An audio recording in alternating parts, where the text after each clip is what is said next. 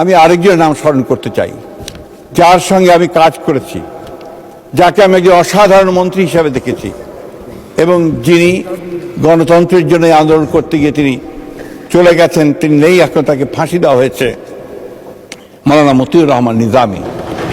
আমি এই জন্য তার নাম স্মরণ করতে চাই যে তার সঙ্গে থেকে আমি কিন্তু অনেক কাজ শিখেছি এবং একজন অত্যন্ত উঁচু দরের মানুষ ছিলেন। এই কথা না বললে আমার মনে হয় আমার অন্যায় করা হবে। আমি কারাগারে ছিলাম অনেক দিন, মাননীয় স্পিকার, এবং এই সময় আমি অনেক জামাত ইসলামের অনেক উচ্চ পর্যায়ের নেতাদের সংস্পর্শে এসেছি, একসাথে থেকেছি।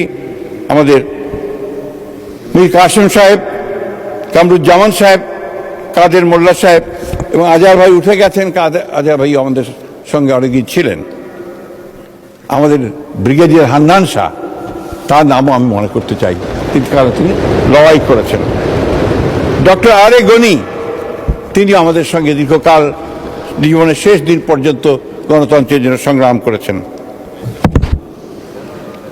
আব্দুল সালাম তালুকদার সাহেব, এই নামগুলো আমি মনে করতে চাই বারবার করে এই জন্যেই। এছাড়া অনেকে আছেন মাননীয় স্পিকার, যারা গণতন্ত্রের জন্য সংগ্রাম করেছেন, লড়াই করেছেন, প্রাণ দিয়েছেন।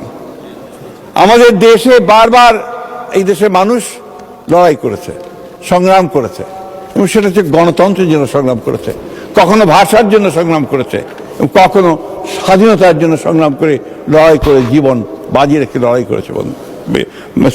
মাননীয় স্পিকার, আমাদের সবচেয়ে দুর্ভাগ্য যে জাতি বারবার লড়াই করেছে, সংগ্রাম করেছে, কিন্তু এই 50 বছর পরেও ঠিক যে জায়গায় আমাদের যাওয়া উচিত ছিল সেই জায়গায় কিন্তু আমরা যেতে পারিনি। মাননীয় স্পিকার, এটা আমাদের দুর্ভাগ্য। এটাই আমার কাছে মনে হয় যে আমাদের কোথাও একটা সমস্যা আছে, যে সমস্যাগুলো আমাদের নেতৃত্বকে সেই জায়গায় পৌঁছাতে দেয় না, যে কারণে হয়তোবা আমরা সেই জায়গায় পৌঁছতে পারি না। মাননীয় স্পিকার, বিগত 15 বছর আমরা একটা ভয়াবহ ফ্যাসিজমের অধীনে ছিলাম।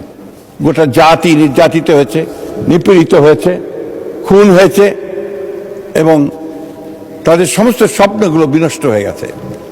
এই ভয়াবহতার মধ্যে আমাদের অর্থনীতি যখন প্রায় খাদে পড়ে গিয়েছিল এবং আমাদের সেই জুলাইয়ের অভ্যুত্থানের পরে যখন নতুন করে আমরা বাঁচার জন্য স্বপ্ন দেখছি, তখন আমাদের নেতা সেই দূর থেকে আমাদেরকে নেতৃত্ব দিয়েছেন। আমরা যখন একটা নির্বাচনের পরে অত্যন্ত সাফল্যের সঙ্গে সরকার গঠন করতে সক্ষম হয়েছি, সেই সরকার সত্যিকার কথা বলতে কি খাদে পড়ে যাওয়া অর্থনীতিকে টেনে তুলে নেওয়ার চেষ্টা করেছে।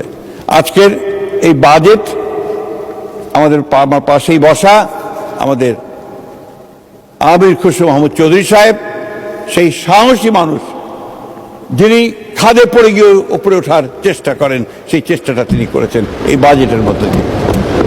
এই বাজেট তো শুধু একটা অঙ্কের